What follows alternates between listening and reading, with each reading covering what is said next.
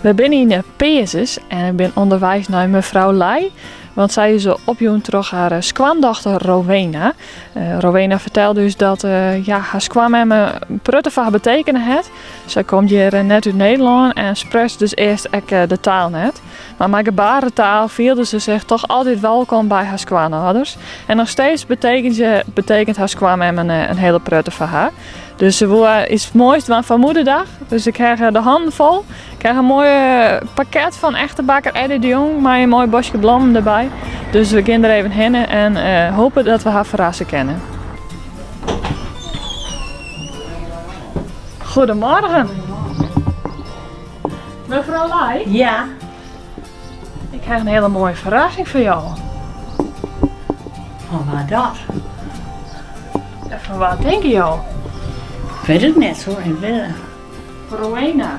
Oh, van Rowena. Oh.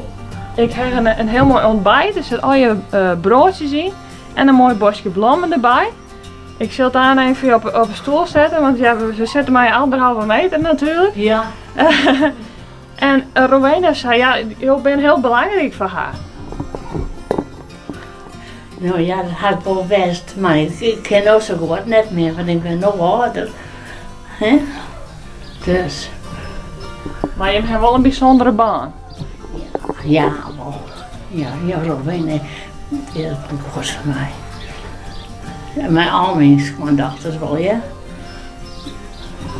Ja, want Rowena die kon eerst net zo goed de taal, daar heb je lekker maar geholpen, toch?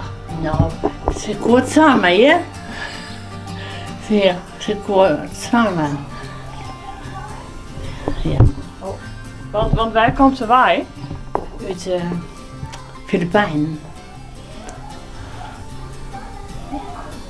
En nou helemaal inburgerd en... Ja. Ze kennen alles, ze kennen ook wel Friese steen. Ze praten het altijd net, maar ze ziet het wel. Dus dat gaat nou helemaal goed? Ja, helemaal prima, hè? Ja.